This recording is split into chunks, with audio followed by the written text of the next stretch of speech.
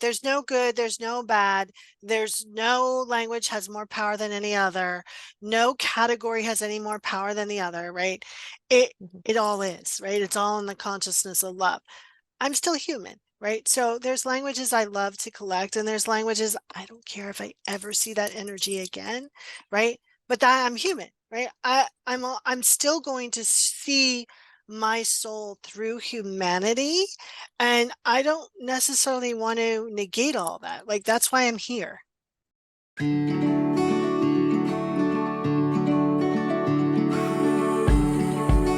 Welcome to Soul Explorers with your hosts, Gary Langley and Sally Taylor.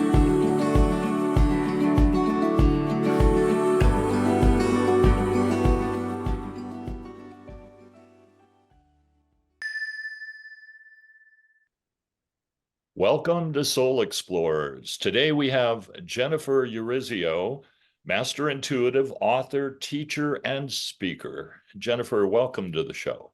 Thank you. I'm really excited to be here. Yay. We're so we are so excited to have you. And I will go on ahead and add that Jennifer does have a book out called Soul Language: Consciously Connecting with Your Soul for Success. Thank you. And So, no, yeah. it's not electronic because it's 500 pages long, everyone. It's a Bible of a book. I mean, it's huge. Thank you. Thank you very Yeah, much. absolutely. Well, and so I want you to go on ahead and tell us the story, just a little bit about how this information came to be in its book form. So in 2008, I was speaking at a conference about essential oils and life purpose. And I got off the platform and I sat down next to this woman. She went, "We're going to be friends." And I was like, totally. And my inside voice went, "Why her and not this other woman across the way that I don't care?" And I'm so sorry I've been picking on this poor woman across the way. And I don't care if I ever see them again. And I had been asking really big questions of my divine power. I call that God. Like, okay, where are my people? Because I'm really angry. And I know what my life purpose is, but what do I do with this funny little title? I hope you guys can't hear the dog. And I was laying on a massage table covered in mud. And I was like, okay, so why that person, God, and not this other person? And what I heard was that soul language. And I said to the woman covering me in mud, "Please get me a pen." And it just started downloading. And before long, I had this tool, this paradigm that puts tangibility to soul. Why do we want that? Because we have been searching since we pop out. Why are we here? What are we supposed to do here? And we are calling for connection. And human beings need a structure for that to easily take place. We're always going to hear our soul through humanness. But when you create this connection with your soul language team, that's what we call the three core energies. It allows you to kind of not text message yourself and autocorrect, but have this really deep one-on-one conversation with your central nature. So each one of us has three languages: your mission, how you feel that mission, and your soulful personality. Of course, I have purchased your book, and I'm fascinated. I've only gotten about a third of the way through, but I've been fascinated by everything that I've been looking at and reading. When we have spoken in the past, you have talked about how these three languages interact, and you just mentioned that just a little bit. Could you go just a little bit further into why there's three and what they each of those languages tell you about yourself? Yeah, I don't know honestly why there's three. That's what the divine told me to answer that question. But so we have three. Your Axioma Quest, which is a very sophisticated way of sharing your mission or your purpose. And let me be, if no one hears anything from this conversation, please hear this.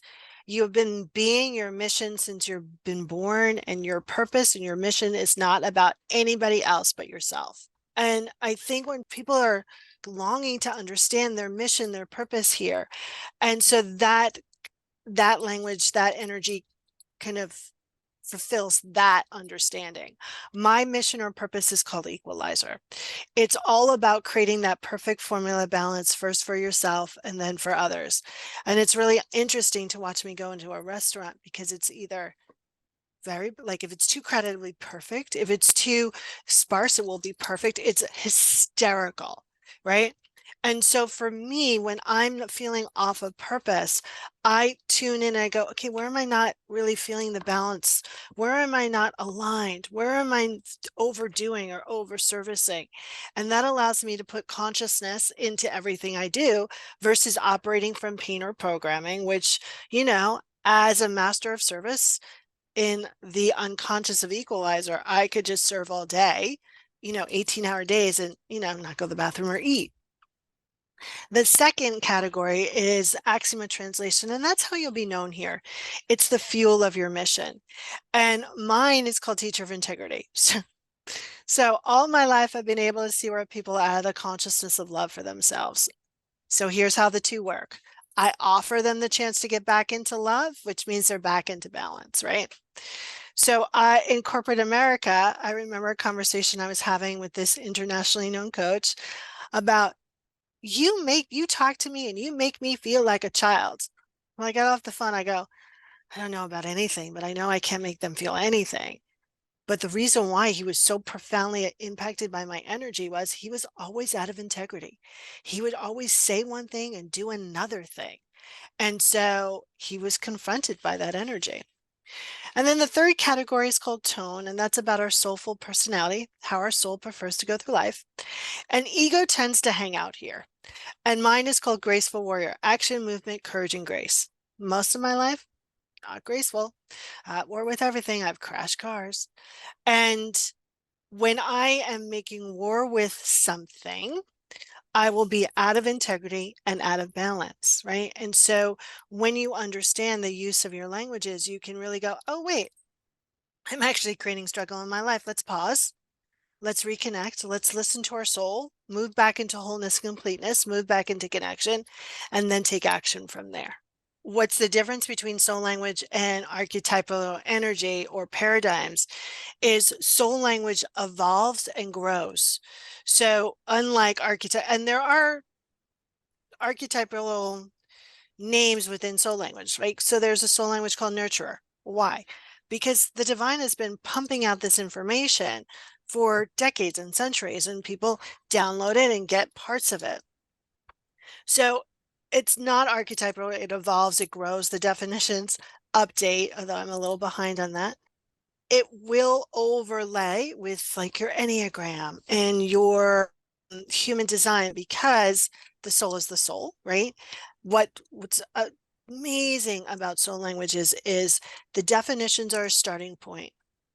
So once you understand your definitions, it becomes a tool that you can utilize to evolve your consciousness. What I find often about some other archetypal or assessment tools is that people will do them with their mind and not their heart and their soul. And so it becomes a crutch, right? Like, well, I'm an Enneagram, you're going to hear the eye roll. Well, I'm an Enneagram 3, and great. Now, how do you want to evolve, right? Like, how do you want to use that instead of falling into that pigeonhole? It's really just a stunt jumping off point rather than something that someone's going to actually create codependence with. So I'm trying to wrap my head around this. So go on ahead and tell us next how somebody finds out what their soul languages are. Yeah, I love this. So it's not done by your birth date. It's not done by a quiz. It's not done by asking questions, right? In those kind of test situations, I know you guys are smart. I'm smart, right? I know I can throw a test, right? I know, I feel like it's 1, but I know I should be saying 4, right? So how we do it is through therapeutic kinesiology or muscle testing with a practitioner.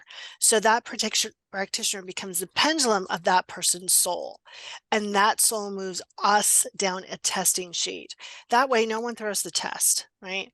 And once you're identified, we have a giant grid, right? No one gets a second identification there. Your language is this lifetime, right? And so it allows people to go, oh, let's take the mind out of it. And so I hear the same thing when I identify a person. Oh my God, you just put words to what I like. Are you in my head? Like, oh my God, this resonates. Oh my God, wait, I can accept this part of me. Yes, it's part of your bus ticket of goodness in this world. So it's through a practitioner, right? And we do muscle testing. And that seems to be the most clear, pure way of helping people with their identification. How many practitioners are working with your system at this point in time? Close to 30. We are, and some of them aren't all active, but we've certified at least 30. We're on our 31st or 32nd. So do you have a class that you teach that's a certification process for Yeah, we people who do are it. interested? Yeah, we do it all one-on-one. We've done it in group settings, but I love to do it one-on-one. And it's not like here we give you a worksheet and no, it's done all through energetics. And so what we do is we set you up with a metaphysical support team partner, and then we take you energetically through the 107 energies of soul. And you feel as an energetic being that energy so you can understand your specialty with it or what it's here to teach you. So it becomes a real amazing process of letting go of patterns in a whole new way as you're working with certification. And it takes about 3 months. We meet once a week for 90 minutes, and it's really fun. And we also go really deep into that person's business and their specialty when it comes to soul language, because soul language tends to be a calling rather than, oh, I'm a groovy new tool. Now, do you have to be in physical proximity with the people that you're working with, or So, can it be done long distance? yeah, I think I've met physically two practitioners that I taught certification for. I last week or 2 weeks ago, I did a session with someone for the first time in probably 10 or 15 years in person. So I've always done all of this remotely since 2008. It's all energy, Sure, of course. right? And so we just make that connection. Um, and I love that because, I'm an introvert and I get to keep my big slippers on when I'm at home. Let's say somebody has come to a practitioner and they've learned their three soul languages. What do they now do with it? Give an example if you don't mind, if you've got a Of case course not. study or a story Yeah. you can tell of how it's utilized. Yeah, so they can utilize their soul languages anywhere from to do their elevator pitch because it comes with keywords and you can utilize those keywords to talk about who you are on a soul level. You utilize it to actually in your sacred time to kind of make decisions and release programming. You can utilize it which is really funny. I normally don't ID anyone that speaks my same soul language. I mean, I think that last one since this past one was like 3, 4 years ago. So recently I ID'd someone who was a teacher of integrity and I'm reading her the definition and I'm laughing because I'm like, oh yeah, I just did that. Oh yeah, I just did that. Right. So it gives you a tool to go, oh, I'm actually creating pain and struggle in my life. Just by the definition alone, how do I move from pain and struggle to consciousness? So it becomes a consciousness, evolution, self-help tool to move. It's sort of like meditation, right? If you're meditating, you're meditating every day. If you're talking to your soul, you should be talking to your soul every day. And this is a structure and a system to do exactly that. It seems like, at least what little I've been reading, you definitely have, well, how do I want to put it? You have a leaning towards helping people within their business practices. Yeah. How then does this translate to business? So I think I have a leaning towards business because I grew up in marketing and PR, and also because I can see a person's business in my head and hear and feel where the energetic gaps are. We also identify a business soul energy as well. So when you have a business, you call in a business to do something bigger first for yourself and then for others. And what we put in our business, consciousness or programming, is how the business is going to respond. So we teach people how to put consciousness in their business so it expands and be profoundly successful versus pain in programming. So I'll give you a tangible example. So I had a client whose axiom quest or mission language was called mentor. Mentor's top line. When they're conscious, they're mentoring themselves and others. Okay. Her business energy was an axiom quest observer. Observers are hugely metaphysical. They are the record keepers of the universe. They can pluck things out of thin air. And she called me and she's like, I just realized that I've been treating my business as if it's a mentor. So she's been trying to mentor the business. She goes, no, that doesn't work. It's an observer. I'm here to understand the observations through the business and then mentor them. And when she started doing that, when she started saying, this is what I'm noticing. If you're having this, this problem, I can be your mentor. Her business went up. Instead of saying mentor, mentor, mentor, mentor all the time, she was missing half of the equation of creating a successful business. Does the business itself then have its own set of soul languages, it sounds like? Yeah, and 9 out of 10 times, people don't have any languages in common with their personal soul and their business soul. Because you call in a business to do something bigger first for yourself and then for others, and that usually takes different energy. And it would be really hard, and I've ID'd people, but it would be hard if people had 2 of the same languages. That's a lot of consciousness. It's a lot of energy to hold consciously, right?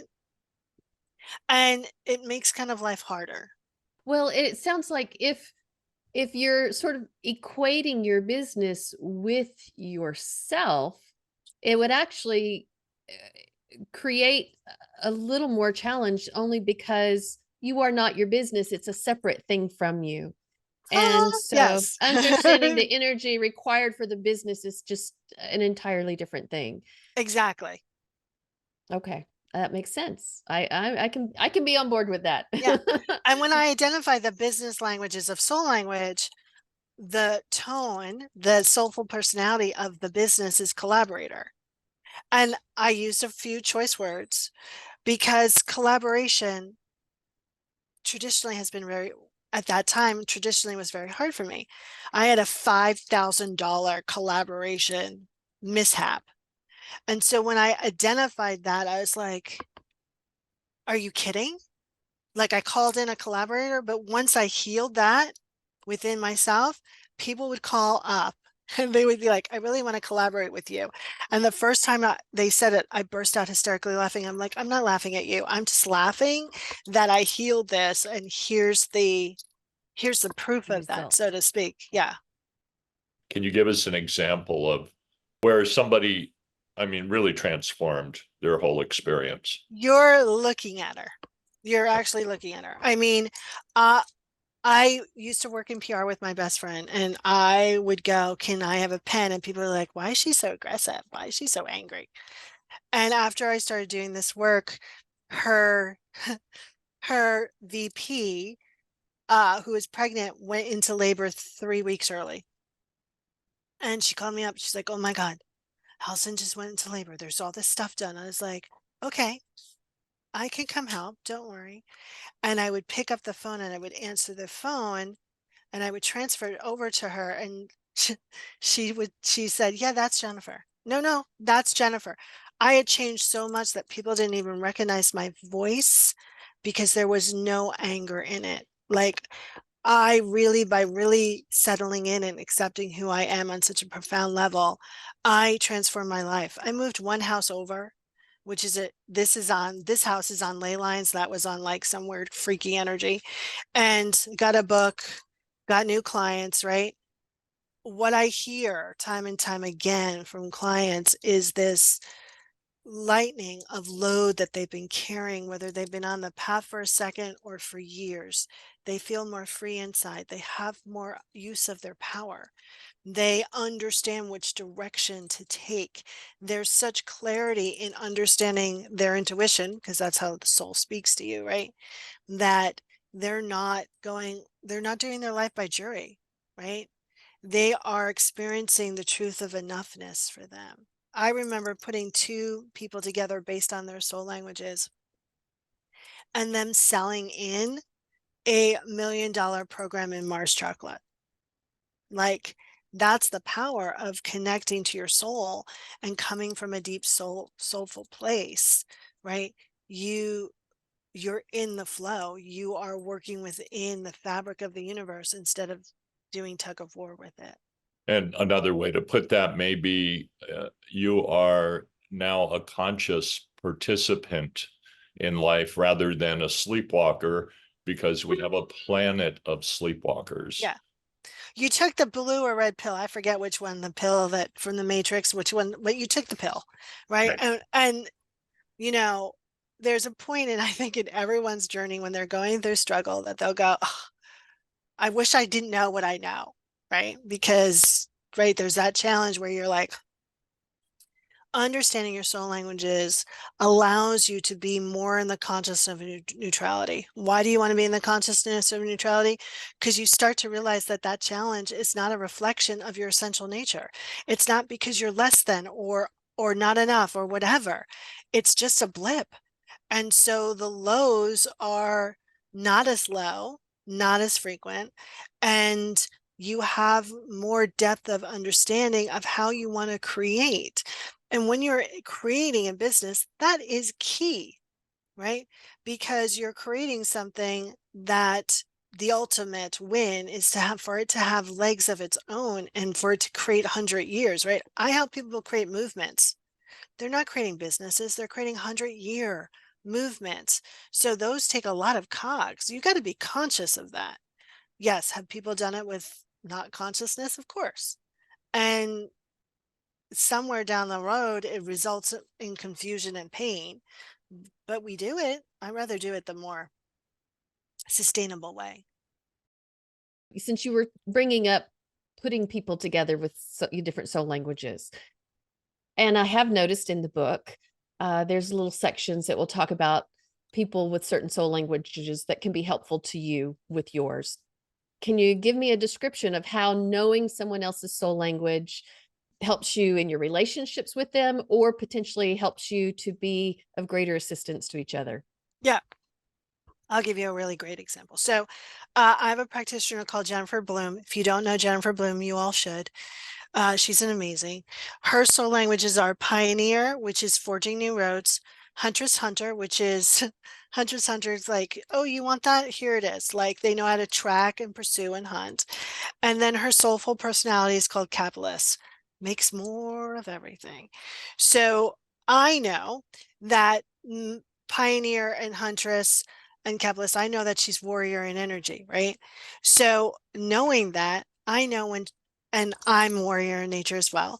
So when we're chatting, and we chat a lot, and one of us is like getting mad and blah, blah, blah, we all know that it has nothing to do with us on a fundamental level, that her warrior is just out of control. Right. And so then we tune in and go, okay, so how do you want to not make war here? Right. I also know that when I want to make more of goodness, then I'm going to talk to Jennifer because she innately knows how to do that. Right. So that's just one example. We also do sacred partnerships energy. So we also identify the energy that comes together with two people. Right. And that's really cool too, because I identified a couple of friends of mine, and she's a pioneer. He's a huntress hunter. I forget his thing, but when they come together, they have this pioneering energy, and they know that their purpose of their sacred partnership is to forge new roads of love. And so whenever they're having conflict, they pause and go, how do we want to forge a new road of love here? And one of the things that they always say is all needs can be met if expressed, right? So they really know their partnership. They know what they're putting into that partnership. And we also know when we come together with someone who has the same language with us, that as a practitioner, especially, I have to maintain my consciousness. I can't waver there, right? Because that creates a amplification of that energy. So and then there's the flip side. Like I've met people who've had the same language that I'm like, I want to walk away from you because this is too much, right? It also explains, especially for practitioners and master healers, we collect groups of energy. So if you know 4 or 5 of your clients' soul languages, you can mark it because you're going to see your theme of what energy you collect, and then you can mark it directly to those individuals. So it's a never ending stream. It's allowing you to see the energy of the universe and really utilize that energy instead of being blind to it. I hope that answered your question, Sally. I think it did. So thank you. I have a little bit of an addition to that question then. I love it. If if you can be more compatible with people of Oh, specific soul language, can you be less compatible as well? hmm So my mother is a negotiator, and which is a mission language, which they love to negotiate everything. Okay, that's great when conscious, not so great when unconscious. So for a while, I would hire assistants that were negotiators, and I thought, yay, I'm hiring people who are going to negotiate new deals for me. But at that time, when I kept hiring these people that spoke the negotiator, I didn't know my mother's languages.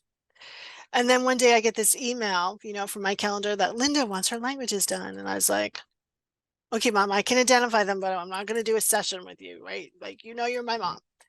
So I identified her as a negotiator, and I went, oh, I've been trying to work out my mommy stuff with all my assistants, right? So yeah, there are languages that you can be repelled by. Normally that is because you've had some prior experience with that energy that doesn't work for you. Yeah, totally. We don't all have to love everything. I mean, we have to love Right. everything. We don't have to like everything. Right. I mean, we can love our family members and not Right. necessarily like them. Exactly. I've got a big family, so that happens frequently. Yeah. But Uh, that's in general an important tool in life. I mean, if we can bring ourselves that we love the human race, all people, we don't necessarily like all people or Right. want to hang out with all Right. people. And we can see kind of where they are in their journey and accept that. That's a big threshold to get across, I think. Yeah, Um, because you're not taking anything personal, right? Like, right. And knowing my mother saw, like, my mother's negotiator, lawmaker, and I forget her third one. It might be collaborator, but I would have to. But knowing that about my mother, like, I remember having this lipstick on, and I walked out of the bedroom when, I was over staying at her house. I walked out and I had the lipstick on. She's like, I hate that lipstick. Now, my mom has said a law, right? She's a lawmaker, like firm beliefs, law. And I went, not gonna, like, it's not about me. And in that pause, she said, let me tell you why I don't like it. And she told me why. And I instantly knew that it wasn't about me. It was about the color and what that color represented and who it represented, not me. And having that knowledge allows me to participate more in consciousness with my mother. right. Which is what I love about these kinds of things. I mean, you brought up a couple of other systems like the Enneagram and human design, and I've looked very extensively at kind of all of them. And they each teach you, show you something different. But for the most part, for me, it helps me to let go of my own kind of hurts or Yeah. unhappiness around a person, because then I can see how they work and why they work that way. And it allows me to be more forgiving. Yeah. And it sounds like this can do a similar thing. Also, I wanted to double check with you. There's no good or bad with any of No. these languages or styles. Right. There's no good, there's no bad. There's no language has more power than any other. No category has any more power than the other, right? It Mhm. it all is, right? It's all in the consciousness of love. I'm still human, right? So there's languages I love to collect, and there's languages I don't care if I ever see that energy again, right? But that I'm human, right? I'm still going to see my soul through humanity, and I don't necessarily want to negate all that. Like, that's why I'm here, right? sure. Right. So I always say nobody has any more power than anyone on this planet. It's how we utilize our power. And so, yeah, there's no right, wrong, good, bad, all of that. Well, that's generally true. I mean, it's a human uh, imposition on a circumstance that says this is good because what might be good to you might be bad to somebody else. Right. So yeah, to be able to see beyond that, very important. And this sounds like helps you make that step into that new threat, across that threshold to begin to experience life in a completely different way and Yeah. more joyfully too. I would say the joy level has to exponentially increase. Yeah, because if you're not focused on your pain or focused on the conversation about, oh my God, Sally and Gary hate me, like who has time for joy in that, right? So it allows you, listen, you need the full spectrum of your consciousness, right?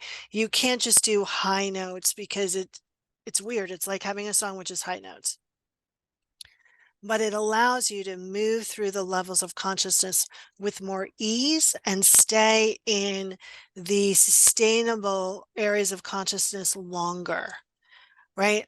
We all need help doing this. I think that someone like the Dalai Lama is great at, being fully consciousness because that individual is trained since he was a little peanut to do that, right?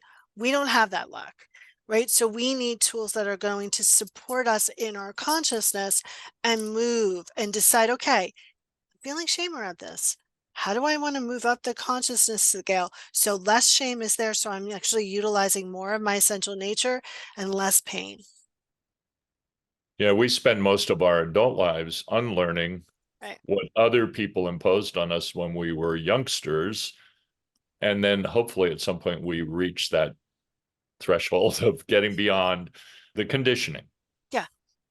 And sometimes the conditioning is very sneaky. And that's, I mean, we're never going to be done, right? We're always evolving, and that's okay. You know, I will roll my eyes when my client, with compassion or myself, says, well, I've worked on that. Great. We're back here again. Let's utilize our soul to connect to a deeper level of that, a more sustainable way of being. And it's kind of just all a giant game. I like to say playing in the matrix. See? Yeah. Okay, so you brought up children, so I want to briefly touch on that. Can you find out the soul languages of a young child? Is it something that you wait till they're a little bit older? And how does it help you if you're a parent to know your child's soul language? So with a parent's permission, we can identify a child under 18 because technically you own them. I don't do it. It's not, I mean, I can do it. It's not my specialty, but it helps immensely. So I have a practitioner who became a practitioner after we worked together for a couple years.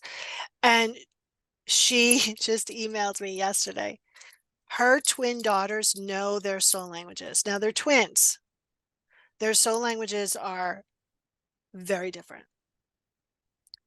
They're just ending their first year of college in May, and they've been utilizing their soul languages, and they were identified when they were young, like under 10, to not only make decisions, but how they create, how they look at the world.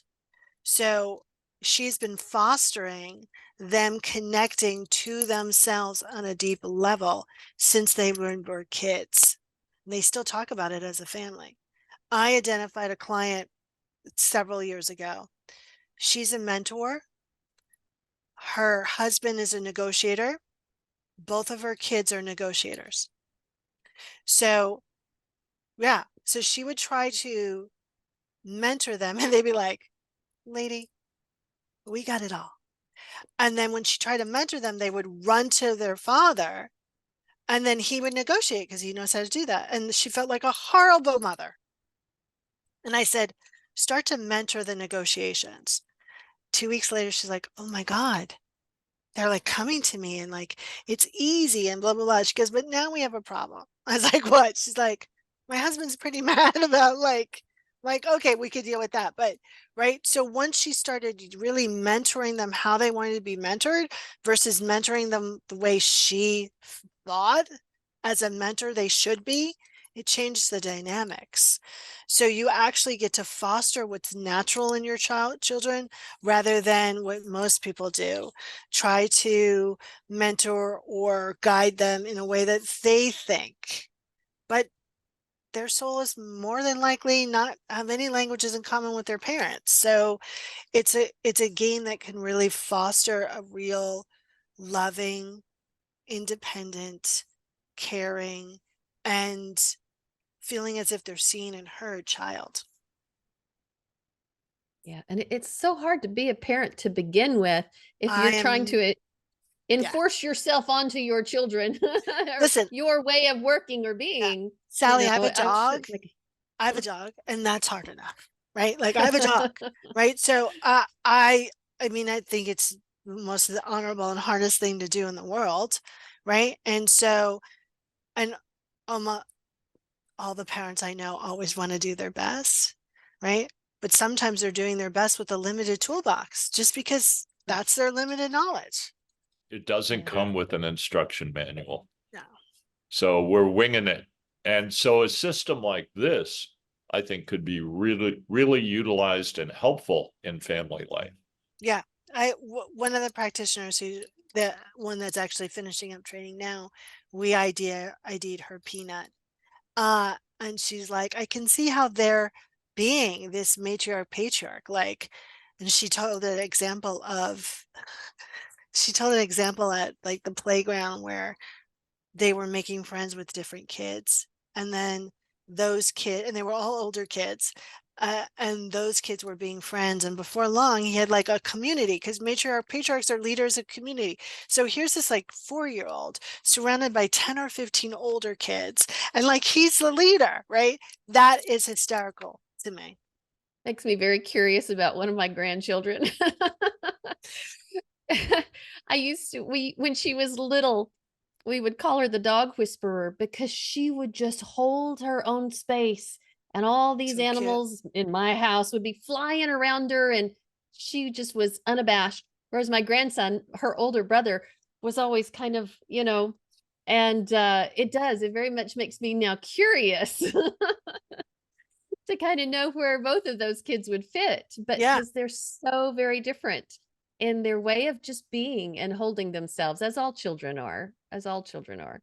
So I think this would be fascinating for any parent or grandparent uh, who would like to have a deeper understanding of the young people they spend their time Yeah. and their lives with. Yeah. I mean, and it fosters a better relationship for you and for them, right? Yeah. Because you're you really see them. You really have information to provide, a real intimate connection with that child. I want to go back to how we determine people's the soul languages, and you talked about muscle testing. So for anybody who doesn't know anything about muscle testing, describe that process to us. Sure. So chiropractors have been using muscle testing to determine if, vitamin B is in your greatest good.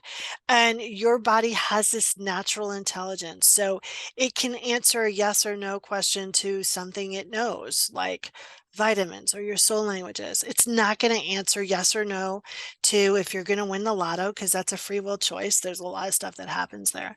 So therapeutic kinesiology is my body being utilized for your soul. So instead of that person doing the testing with their body, my body does it. It literally takes less than a minute for all that to happen. And it's really cool. People, when I teach them how to muscle test, you can watch their faces go like, whoa, because we'll ask their body to give a yes response and it will move in an example of a yes response, and they'll be like, I didn't move my body. I'm like, yeah, I know. It's the divine intelligence moving through you. If somebody wants to get a hold of one of yourself or one of your practitioners, where do they go? Soullanguage.us is the best place. If you want to see if soul language is for you, there's a discovery session.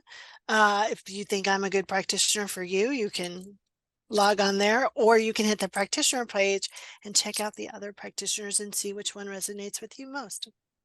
And how long of a wait have you got? Are you able to get to people fairly quickly, or are we talking months, weeks, days? I mean, currently I'm probably booked 3 weeks out an event. It depends, right? But you can always call. So, Jennifer, thanks so much for joining us on Soul Explorers today. You've already told us how people can get in touch with you and find out a little more about the work you're doing. And we will also provide that information in the notes with the video. And thank you again for joining us. Thank you. It's been an honor. We've really enjoyed it. Thank you, Jennifer. Thank you. If you enjoyed this content, please hit like, subscribe, and ring the bell for notifications.